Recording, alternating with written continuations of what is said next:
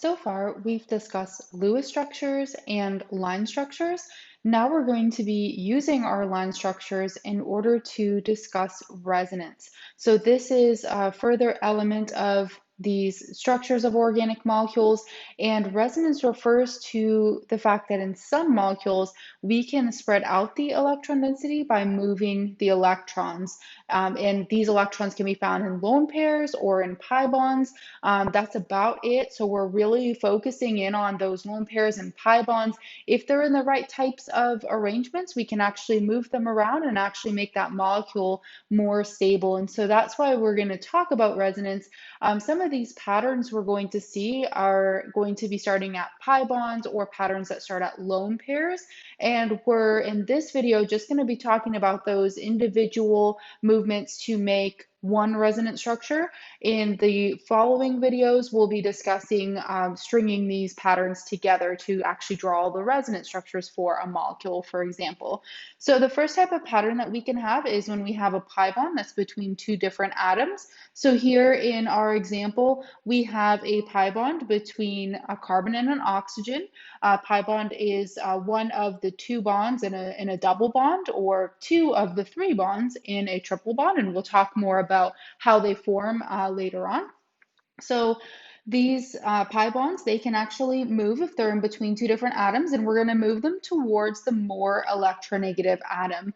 And so the way that we show this, we use arrows. So this arrow we're about to draw, this arrow is going and starting in the middle of the bond, and it's pointing towards the oxygen. What that means is we're taking the electrons from that bond and we're moving them up onto the oxygen. So remember, there's two electrons in there.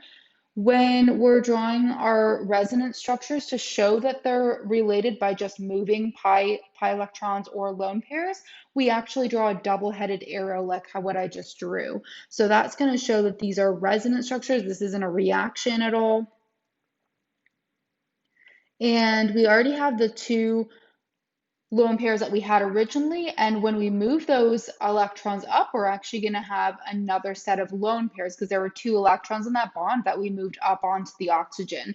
What this also does, just like when we were dealing with our Lewis structures, whenever we moved electrons, we had to figure out the formal charge again, and that's exactly what we're going to have to do here. So we have the oxygen on the top, and we see that oxygen wants to have 6 electrons. We have 6 electrons in the form of lone pairs, but we also have one coming from the bond, and so we're going to have a negative formal charge on that oxygen now. The carbon, however, we just actually removed one of its bonds that it used to have 4 bonds and be nice and neutral, but we just removed one, and so it's going to be positive down here because it only has 1 electron from each of its 3 bonds and it wants 4. So this is a way that those electrons can move. You might be thinking right now, well, how does that make the molecule more stable? Because it definitely looks like it's less stable now. With this, it's more about being able to move the electrons around instead of always trying to get a more stable structure. We just want to see the possibilities.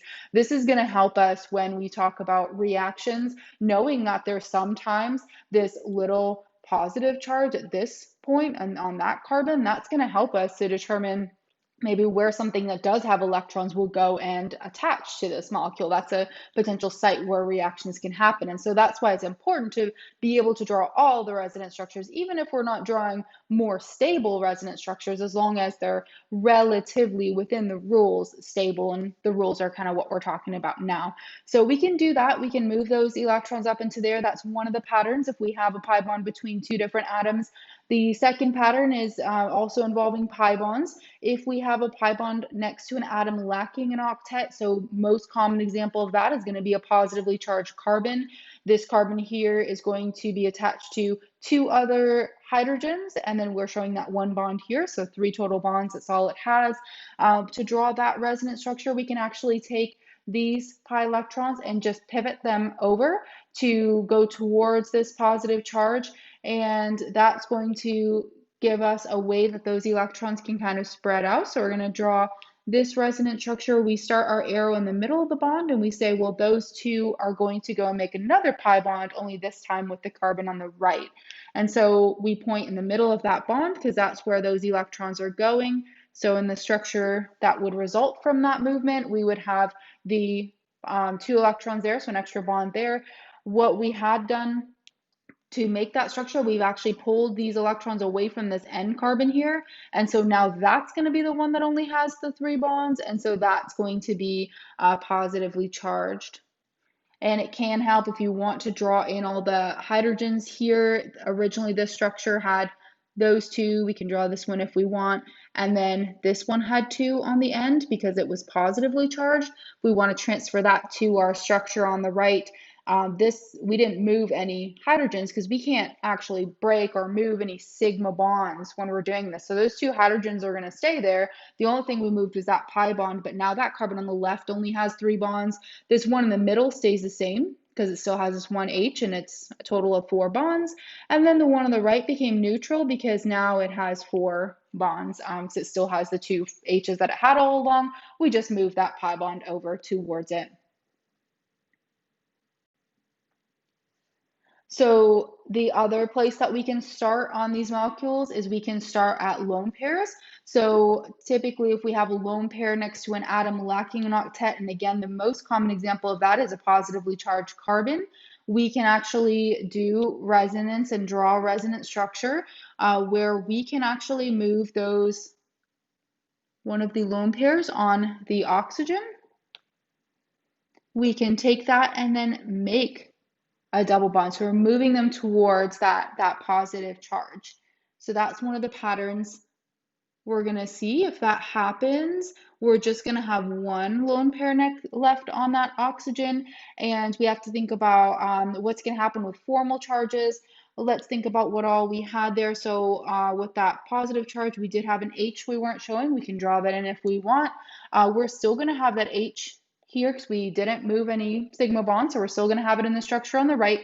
So now that carbon that used to be positively charged is actually going to be neutral because it's going to have 4 bonds total. So that positive charge is taken care of.